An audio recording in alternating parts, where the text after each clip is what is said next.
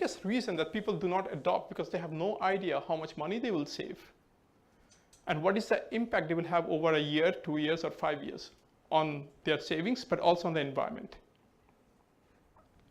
But what you have is satellite images. Now imagine, instead of someone coming to your home and actually doing that assessment, you're using a satellite image. I have shown a satellite image. This is from Germany. And what we could do is we can actually identify the area of your roof. And based on that, we can estimate how many solar panels you can install in your roof, how much energy that you will generate, because we have the weather data. And then we can, someone can get an instant, a solar panel installed, a virtual solar panel installed without even having to install any solar panel. And they can every day see how much money they are saving. Does that make sense to everyone? Like, you can do that, right? Google is actually doing that. Google has a project called Sunroof, and they're exactly something like this. However, the majority of the world, the reality is different. Why? That's a satellite image from a roof from India. How many of you can actually distinguish the rooftops here? And that's actually from Odessa. You can see the quality of images is not good. That's why having an image analysis which works in a Western world, like in the US or in Western Europe, will not work in majority of the world, where the quality of image is very bad. We try to apply the same algorithms so this was the output from one of the algorithms that we use on image analysis. The same one when we applied on a roof in India, we got something like that, the edges of the roof. You can't make anything out of it. So that's where comes machine learning.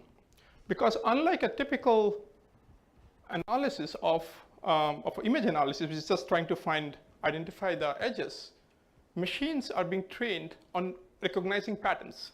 At the end of the day, machine learning is nothing but identifying patterns. There is a pattern in here, although not visible to a human eye that well, but there is a pattern of the rooftops. There is a pattern here too. So if we could train machines to identify the rooftops, then we can actually end up creating those assessments about the rooftop area. And that's what we are doing. Give me an example. Now, I don't know if we could run the video. Can we click like, yeah, you see it's, can we click on the video? Because I want to show this video. Yeah, it's a video that on top of it. Huh?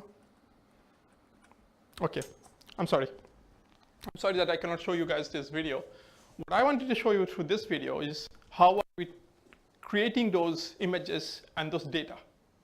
Because at the end, machines need to be trained with data.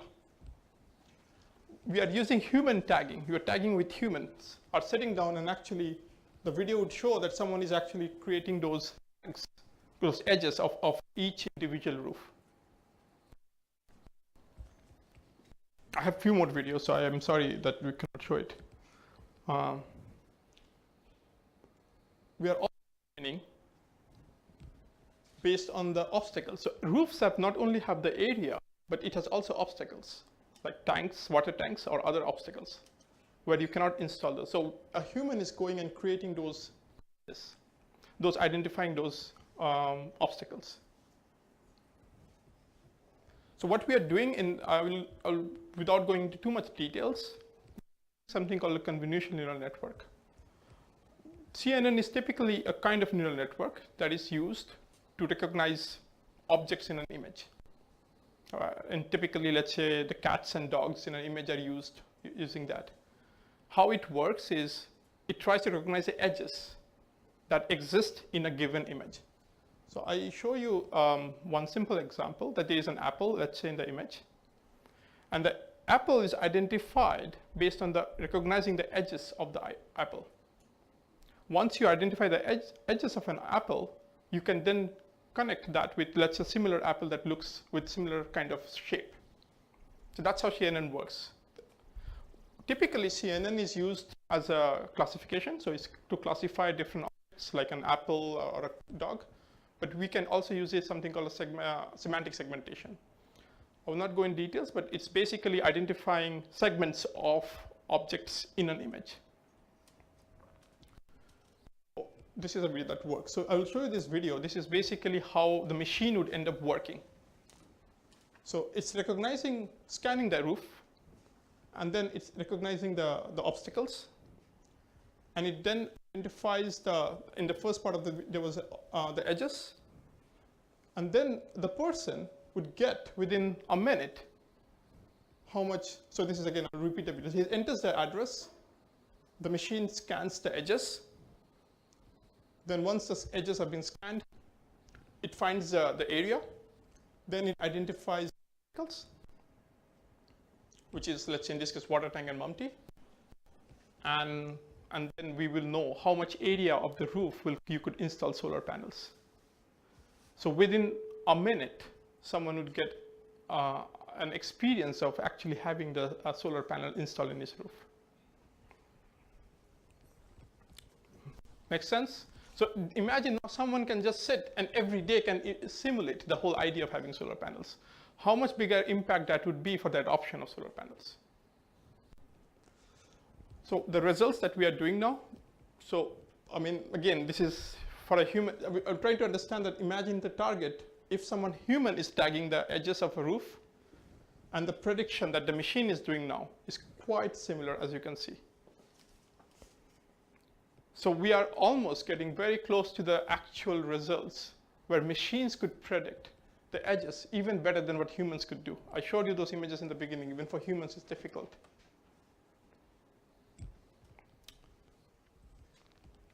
So that's the first story. The next story is about road safety. And this is a startup I had in Belgium. Belgium has one of the worst roads. And also another aspect is being a young driver, a lot of you will pay high premiums, insurance premiums. Because insurance, your age as a factor to calculate what would be your premium. Why? Because they have no other data. That makes absolutely no sense, because as a young person, you will end up paying very high premiums just because you're young. So imagine if we could improve that system. How can we do that? What we did, we said we will track how people are driving. Instead of track, we were using 4 metrics, which is the speed when you are driving, speed, acceleration, braking, and mobile usage. So while you are driving, how much you are using mobile. And we collected data. Over 5 million kilometers were collected. Driving data of people across these 4 parameters. Why would people share the data? That's quite confidential, right? Like, where are you going? Where are you, at night? Someone you're visiting that you may not want to. But what we did is we gamified the system. We said, if you drive well, collect points, and you get some free coffee or you get a free movie ticket. Once you gamify the system, people are very willing to. So one of the things that I always say that when a big companies like Facebook and Google go into your private data and try to get your data and without actually letting you know, and people don't believe it and don't trust those companies, and that makes sense. But when you incentivize share data, give them a reason to share data, show the value of the data. Not only that your insurance premium may go down, but in a short run, that you are also going to get some value for that. When you do that, people are very willing to share data. And that's actually because that makes complete sense for them to do that. So we did collect the data. And what we saw just the fact of gamifying the system, forget about any machine learning, just the fact of gamifying the system, the driving behavior of people improved. Within a span of 3 months, the amount of reckless and risky drivers went down. Now, that's just collecting the data because we are gamifying this. We can go further, and once we have the data about how people are driving, we would know, we could group them into different groups: risky drivers, less risky, and high, or good drivers. So we are not only going to, so this is we can classify them. So this is where the machine learning comes in. There is something called clustering algorithm. I will have a slide on that. I can explain briefly if you guys want to know, but the basic idea is when we give the data about people and we know how well they are driving or how bad they are driving, we can group them into different risk behaviors. Once we know their risk behaviors, we can incentivize them to drive better. We can increase their premiums, or overall, so the roads become safer, and you end up being, and good drivers end up paying less, which is 99% of the cases. So we use something called self-organizing maps, which is a neural network for clustering data into different groups. I have a slide to explain how it works. Do you guys want to understand this, or I skip this? Only one person wants to understand? Please explain. Okay. Okay. So I will try to explain in a very simple way. You start with your input. These are the red, the green one are the input vectors. Vector are inputs, let's say, right? And you want to group the inputs into this 2D space, which is basically clustering, means grouping different groups into different areas. Every edge from the input, let's say the ones in the box are the output, has a weight. In this case, I've given an example of 3 nodes, which are marked in pink. So you can see there are weights assigned to each edge from the input to each of the output. What you do is you have now a training data. You have a new data. You do something called calculate a Euclidean distance. Euclidean distance is basically this distance between the vector distance between the input and the weights. So you calculate the Euclidean distance between the weights and the input vector. By the way, I didn't say the weights initially are assigned randomly. In this case, you calculate that for all the edges, for all the nodes. And for example, I gave this example of 3 nodes. And you select the best match, which is the least Euclidean distance. So in this case, the yellow would be the least. So that's the best match. Once you get the best match, what you do is you select the neighboring nodes of that selected best match node. So in this case, those 3 ones. And then you adjust the weights of all the neighboring. So that, now what would happen, that next time you have an input which is similar to the current input, one of those yellow will be selected. Understand? Do you guys follow this? So what you will end up having is a cluster like this. So all the inputs will be grouped to, what similar will be grouped together because you're adjusting the weights accordingly to the input vector. So this is a very simple, not simple, this is the most used clustering algorithm where you start with the input which is multidimensional, it could be 3 or 4, and then you group them into 2D space. Once we can group them into different space, in the 2D space, then we know the groups. So in the driving data, we could know the groups of good drivers, bad drivers, or medium drivers. And once you know the group of people, then you can do a lot of different incentivizing them, increase the premiums, and things like that. Clear? Yeah. How you distinguish good driver and bad driver from these criteria, speed, acceleration? Yeah. So we had some numbers, so the speed, and there were metrics of out of 10. There was a score. We scored them based on certain parameters that we said, okay, if you're overspeeding in 10 times, yeah, we know the speed limit. So we had the speed limit of the road. So it was a lot of data, not just the speed, we were actually knowing which road, what was the speed, and what was the speed limit of the road, right? So we are using it. Yeah. Question, but isn't that kind of controversial when you have a speed limit of 60, but the entire line goes like 80 or 100? And then let's say he did it 10 times with a line, accordingly to the, to the standards, and then he's going to complain a lot. Well, I can agree with that in countries like, for example, Poland, it was a problem. But in Belgium, actually, no one complained about that. So they were following the speed limit. In countries like US, people do normally follow the speed limit. In fact, we had cases, and I was so surprised with that, that people, we had in certain roads, we had a wrong speed limit. We were using something called OpenStreetMap. People actually took the picture of the speed limit because they were so eager to get those points. So we were following the rules. Only thing that if there was a mistake, they would send us a picture to correct that mistake. So basically, did you report that to government back? No, never. That data is not given to the government or anything. So that's private, so you're not going to Absolutely, yeah. It's owned by mostly, we said it's owned by you guys, so we don't own, we just calculate the risk profiling, that's it. The controversy was with the mobile usage. A lot of people said that they had hands-on. So when we penalized, even if you're driving on a hands-on, but you're talking on a phone, then we penalized you on the score. They said if it's a hands-on, then it should be okay. In our case, we discussed it with a psychologist, and he said that even if you're hands-on, it distracts, and you should be penalized. So that was the only controversy we had. With speed limit, there was no controversy. So basically, the psychologist has to be in contact with you. It's always a crazy one. Yeah. Well, I mean, we followed what they said, so we didn't judge that way, right?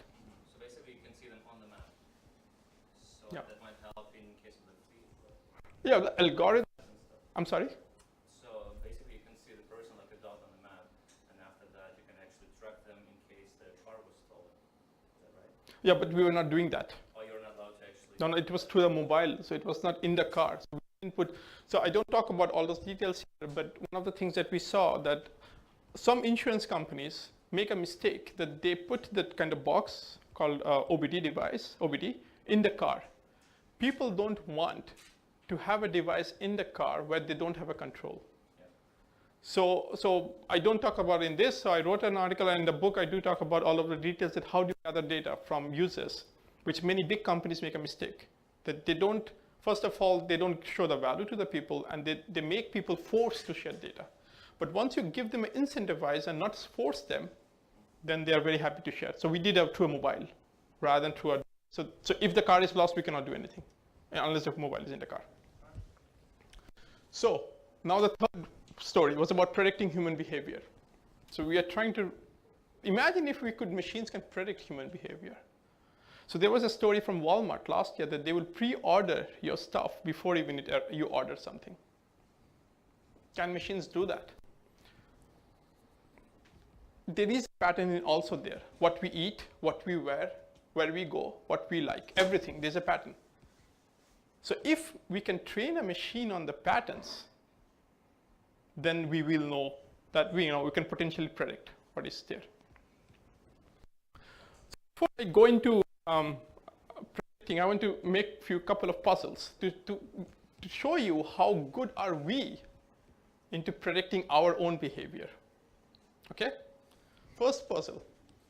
Imagine you bought a wine for $20. Now you know it sells for $75.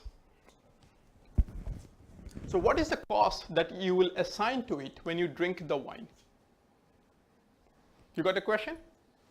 So you bought something for $20. Now the price increased, it becomes $75. It's a bottle of wine. Now you're drinking the wine. What would be your cost? Yeah. I feel like I saved some money, so it's like minus 55. Minus 55. Made a profit, right? Yeah. Who all thinks it's $0? No one thinks it's $0. They will not assign any cost. $20, which is actually the cost of your wine. So only one person. I don't know what the rest are thinking, but three. Okay, so some people $20. $20 and interest, the interest that you are saying. Okay, 2%. $75. One person, and minus 55. Okay, 1, 2. I don't know what the rest of you guys are thinking. I'm interested to know. What are you thinking? What would be the cost you will assign?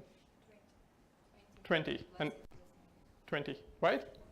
So most people say it's $0 because they already bought the wine and now they're drinking. It is $0, right? Or some people say that's minus 55 because they think they made a profit. Cool. Now we ask the same question, but instead of drinking the wine, you broke the wine bottle. Now what cost will you assign to that? Because think in this way, you're not drinking, it just broke. 75. Then I think 20. 90%. Then just 20. You will still say it's 20, but you could sell it for 75. I would say minus 20 because I lost $20 just now. But no, there's going to be a cubistic bottle of wine, right? If you rearrange it or reassemble it to the same part, like cubistic way. You remember Picasso back in the days? Mm-hmm. How to create a cubistic bottle of rum or wine? You have to smash it and try to arrange it back. Okay. Have all the perspectives in the same time. Okay, but most people say $75. What I wanted to show through this example is that even we, now, by economist, it doesn't make sense, right? Like, if you are an economist, if you're a mathematical person, it should be $75 in both the cases, which is a cost that you could sell. That's pure economic theory, 101 economics. But people don't behave by economical model. That's why most machines that were trained using statistical modeling to predict human behavior never worked well. Because we don't follow economical models. But we do follow patterns. Patterns doesn't have to have an economical model. So what I'm trying to say is that through this example, I just wanted to show you that if, unlike in a mathematical model, which most economists think that we behave like econ models and everything is based on economical models, not only in behavior of people, but also companies and many things, it doesn't work. But when you could have data and you could find those patterns, then you will know, and you could actually then model those patterns. So, I put this example like just by having certain kind of notions and patterns that we have in our mind, we could know what people need, what people would know, would require to have. And this is what we have been doing. So this is a data, I took a sample data. This is a data of different companies that we got. And we were trying to create the patterns of those data that these companies have to identify what their next behavior would be. I show this as a company, but of course I don't want to show the private people data, but kind of it's the same idea. That at the end of the companies are run by people. And I'm sorry, this is basically a machine learning classification algorithm. Again, a very simple algorithm where you input the data with some features, which are extracted features, and you group them into different kinds of, I put it high, medium, and low, like high propensity to act in a certain behavior, low, medium propensity to act in a way, and then low propensity to act in a certain way. So I gave you 3 stories, and I kind of tried to show you that how machine learning is being used in solving problems in the real world. So if I ask you guys about the future of machine learning, how many of you think that the biggest benefits of the machine learning will be these autonomous cars? Okay, 1 person. Or the robots. I actually think, although there's in the news, you do read a lot about these things, I actually think the biggest benefit is not either of those. Because I don't think you need either of them. It doesn't solve a problem. It might, but not really. It lies people who are in the bottom of the society. People who have been left behind, like people who don't, I didn't give a case of where bank insurance, and people who don't have a bank account to get loans.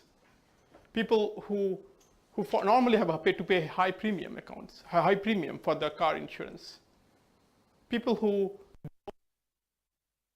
are so much money it will save. So that's the place where machine learning would actually benefit the society. I briefly talk about that how this would be working is where the community of people have to come together. I'm sorry this Slack is perhaps not so relevant, but what I want to show is that how such systems will be built is not through a top-down approach, but where people will come together, share their data, and build the system in a form of something like an open source project. And this is how we are building actually the solar project. So this is a Slack channel from the solar project where there are students, over 50, who are part of it. For example, I announce certain task, and people say, okay, we want to take this task, and we want to take that task. So instead of this being purely a typical software development process where it's someone assigns other people, people say, okay, we want to take up those tasks. However, this is a selected group, so it's not like a very open to all, but this is 50 to 60 students who are selected. And this is what I showed through this chart, is that something called a hybrid approach of building products, where the data is being generated by people, the problem is being solved by the people, and communities come together to solve that. This creates a lot of trust among people. Unlike where a company like Google or Facebook does something that people do not trust. And if it's a bank, they don't trust them even more. And that's the future of machine learning I believe in. Before I end, I want to tell the story of Segway. I don't know how many people know the story of Segway. Okay, one. So I'll just tell you the story is in 2008 or I'm not sure the year, when it was first launched, it was supposed to be the biggest thing in the world. Like people like Steve Jobs and Jeff Bezos predicted that everyone in next few years will use one of those around the world. People will stop walking. 10 years, no one uses it. Why? Because the fundamental thing of any technology is what is the value of the people. For example, in Segway, what is the cost of a Segway? Who can afford that? Is it really solving your problem, or is it more of a show? So despite all the big people thinking that this will happen, it never happened. And I can give you so many examples about technology not being adopted by people. IoT is another case. I remember 2010, I was working in IoT. And it was supposed to be that everywhere, all the devices would start communicating, everyone would be smart homes. They didn't happen. You're not solving a problem, fundamentally. So this is the same thing which I talk about also machine learning and AI. Despite all the hype around machine learning, if the focus is around fancy technologies, like an autonomous car or a robot, I don't think people care about it. But if you are solving day-to-day life problems of people, creating a value for people, then people will adopt it and share their data. And that's the future of machine learning that I believe in, and I think that's the future that we might end up making one. So this is I just put a quote from a lady, I don't know her. She yesterday posted this in LinkedIn about the book that I published. And this quite well, instead of me saying the conclusion, this is supposed to be conclusion slides, which quite well, she actually put it very well. So I thought I put her as my conclusion, which is that it's not the technology itself has to take over the human. It is the humans and machines have to come together and build those solutions. Because humans are good at some things. We are good at emotional intelligence. We have a good intuition, but we are bad in something. We are not good at analyzing a lot of data. Machines are good at that. So humans and machines can come together, like in the case of the road safety, where data about people driving and humans can benefit, or in the solar panels. And the second thing that she said about the community and adoption, has to be through a grassroots movement, which I also like. I mean, she basically took the book, she read it, and she was saying that these 2 points are the absolute important of the future of machine learning and building products. That it's not replacing humans, it's about bringing humans and machines together. And it's about a grassroots movement of people coming together and solving their problems. Thanks for your time. That's a recent load. I put some of it launched 2 weeks ago, and some of the reviews I got. I'm happy about that, so I thought I would put them together. And yeah, I'm happy to get questions, and feel free to connect with me if you want to. Yeah, sure. If anyone has any question, please raise your hands.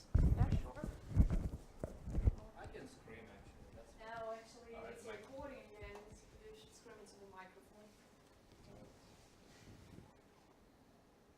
all right. Mitra, thank you so much for being here. Can everyone hear me? All right, Mitra.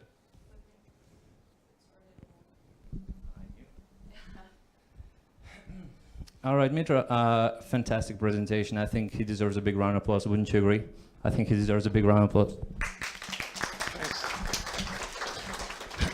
Yeah, Mitra, I wanted to ask you about the first, I think that was the first one. So I wanted to check with you, how precise is what was the name? That was an incredible name. It's segmentation. Yeah, How semantic. precise is that? Well, But- it depends on how well you could train the models, right? A machine learning model is a lot based on the data that you're generating. So if you could generate, so in our case, I showed you the rooftop segmentation that is being done. We had around 600 to 700 rooftop images, so not in thousands. And it's quite accurate, as you can see.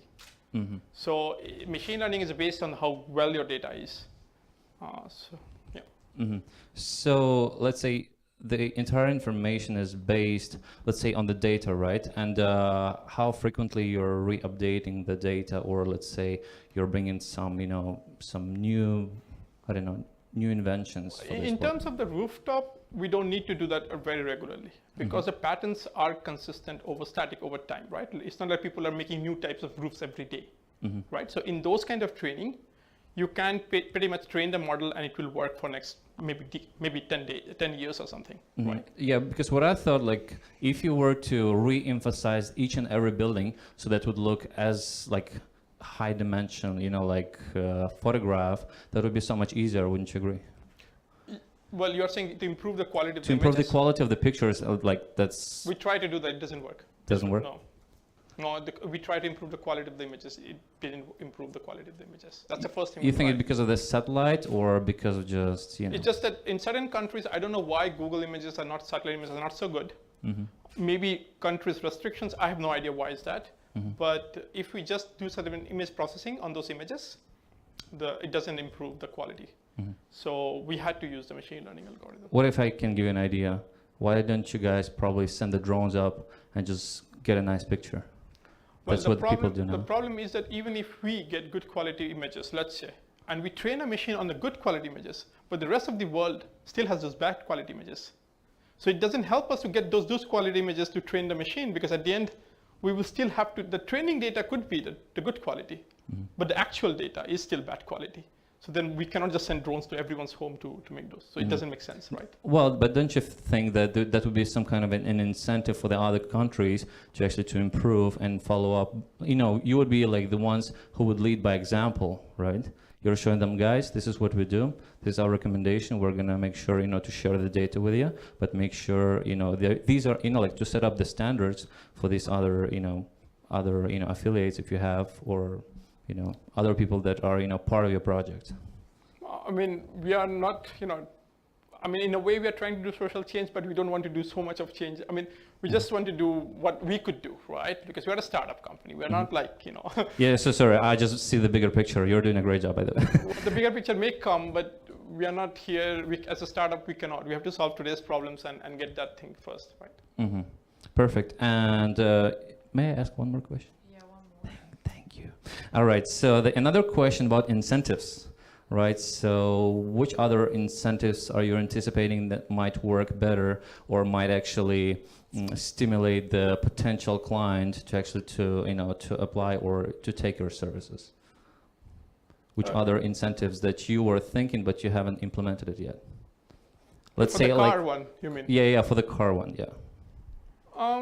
No, I thought we kind of implemented the ones which we thought. I will tell you what are the incentives we did. We did like free coffee, free movie ticket. Movie ticket worked very well. We even had like a free ticket to the football match. Yeah, I mean, dinner, and that worked quite well. We hadn't thought of anything that we didn't do. I mean, these small incentives makes a huge difference. For example, movie tickets worked very well. And we don't even have to give it to everyone. We said, okay, top 10, the first 10 will get it. First 10 of the week, let's say the best, right? Like the top. It's a very small notch. amount of money, but it really incentivizes people to drive better. So yeah, it worked quite well. All right, and just a little addition to that, so because I saw that you had a certain criteria that you're letting people to give, their data to you, right? I wrote it down even. So the first one, you were calculating their speed, right? So basically, you're tracking the entire. You're tracking them. Second, it was acceleration, right? How many times they pressed the the pedal and how fast strong they go. was acceleration? How strong? All right. Let's say he has a heavy leg. I mean, braking and mobile usage. Have you thought of maybe we were chatting about it in terms of getting the psychologists involved, because there are some people that are actually unstable on the road. And that might have actually probably improved, the work of the app, and that would be probably more efficient, and you would get more data out of it. What do you think on that? I didn't get the question. If you would involve the psychologist. I know not that many people would agree on that, but they would get even bigger incentives, because some people that are not really stable on the roads, Because so if they're not stable, they shouldn't be driving. No. I mean, in a certain way, there are good ways of being stable and unstable, right? Because I see you have only 4: speed, acceleration, braking, and mobile usage. What about, like the medical check or like medical add to this? But how would we do that? Well, basically, they have to pass the exam. But that makes it more difficult for people to share the data and do that. I mean, that's not. Well, let's call these people are going to be like VIPs of your club, and they're top notch, they're confident in themselves, and they just. Well, at the end of the day, you want to collect data that you can apply for everyone, right? Mm-hmm. You don't want to collect data for a small segment, and you train a model, but then the rest of the segment you cannot use that data. So it makes no sense to collect data which we cannot apply for everyone, right? So the purpose is to not only train a machine, but also to be able to segment the good and the bad drivers. So that's why we couldn't at least not use the health data. I mean, I don't know what other data. So you just keep it as simple as possible so people can everyone can apply. Sure. All right, thank you. Thanks a lot for the area of questions, really insightful ones. Thank you, Mitra. My question, there are many ways to categorize people in different groups. Who choose what kind of category you have to choose to divide them on these groups? We did that in some way. So the score was kind of, we were using like, if someone scores over 9, then we consider them to be good drivers, and 7 less is risky drivers. So we had those kind of numbers, and the categories was based on that kind of numbers or the groups. So the clusters that you saw was not like a pure, like, only red. There was like somewhere half red, half, let's say, green in a way. So there was the borderline also. There were some people who were purely, let's say, good drivers, and there were some people in the borderline. So we had to kind of segment somewhere, draw a line and say, okay, this is the segmentation for good drivers and this is segmentation for bad drivers. So it's not completely accurate, but we kind of decided that this is the score, or this is the point where we segment them. Yeah. Hello, my name is Sergey. The question is about the usage of mobile data. Have you revealed anywhere in your app the final purpose of the data collection? So to build a profile of the user and to pass this, or maybe as a way of monetizing this work, to pass the data to the assurance companies, or this was just a challenge to drive more careful? So the problem, when you start building a company, you'll see that although you want to do that to an insurance company, but insurance companies don't really care about startups, right? So if I go to an insurance company, and we were working with KBC, which is one of the biggest one, they said, come with the data, and then we can think about it, right? So if we had in the beginning gone to our users and said, we will improve your insurance, we cannot deliver that, right? So it's like a chicken and egg problem. So we had to first gamify the system so that they were giving us the data, not about the insurance premium, because that is something we cannot deliver. That's not in our hands. That's the insurance company's hand. We could deliver the gifts, and people were giving the data. So once we got the data, then we went to insurance company and said, hey, look, we have so much of data. You might want to use the data to create those premiums. And the companies were very interested. They were not interested because our technology was so great. It's not. It's actually, simple machine learning, actually. They were interested because we had the data. They said, I remember talking with one of the top heads of the KBC, which is $1 billion company. How did you got so much of data? They were surprised. And I, for now, beside, one of the things, I'm also an AI advisor of EFMA. So EFMA is the biggest banking group in the world. So from here, I'm flying to Kuwait and to speak in a bank. And when I talk to these banks, their biggest problem is trust. Insurance company bank, their problem is trust. People don't trust them. So no one wants to give them the data unless they really have to. So once you go to these insurance companies and the banks and say, we have data, they are like really, really interested in using that. So we cannot just get to the people say, we will give you the premium because that's promise we cannot deliver. But we can deliver the promise of giving a gift and then later on deliver the premium.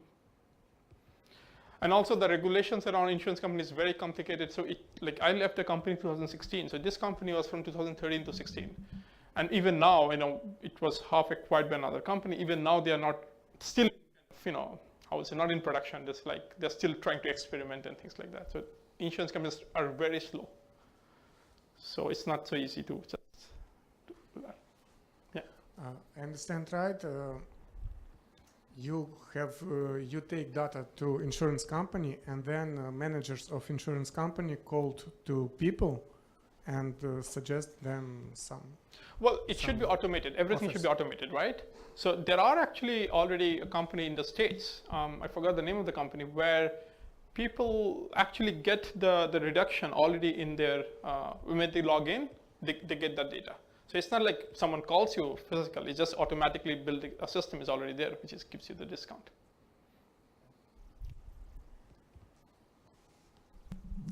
And here I'm back. One more question I had to you is actually, are you planning to monetize the actual program, for insurance? Let's say as an incentive for the people, let's say they're working with whatever X company, right? Let's call it X company. And they're using your services. Let's say to pay less for the insurance that the X company provides, they will, they'll get the service of yours. So let's say, are you going to be, charging them for the service? So they're actually going to be paying less for the actual insurance. So the business model of this is a bit more complicated, and I can go and explain that.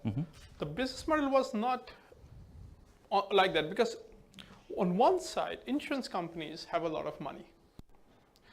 We, for example, got investments. We got $500,000 investments, right? So we could do this. So insurance companies have a lot of money. What they don't have is trust and the data. So if I could, or any startup could go to them and say, look, we have a system where people are using it, sharing the data. The startup itself doesn't have to necessarily monetize based on the data or something like that. The insurance company is very happy to give that kind of free money or whatever you call it, purely because it helps them to build those systems. So in terms of pure, as making money out of it, you don't have to make money through individual users.